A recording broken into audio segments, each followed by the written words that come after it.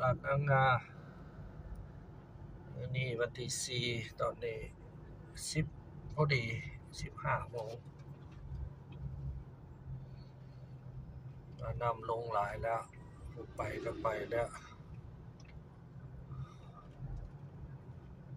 เดี๋ยวนี้ขัวน้ำสวงเกณฑ์นี้บ่ท่วมแต่น้ำนี่พิลึก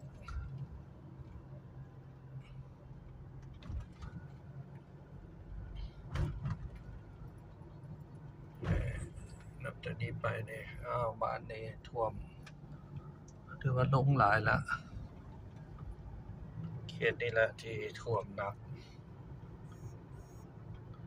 ขอให้ทุกคนปลอดภัย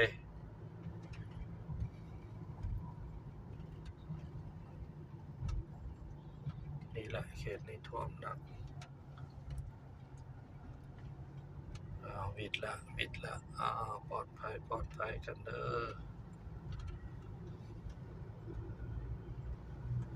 ไปมาสะดวกแล้วตอนนี้ผู้ได้ผลประโยชน์ก็คือผู้หาปูหาปลา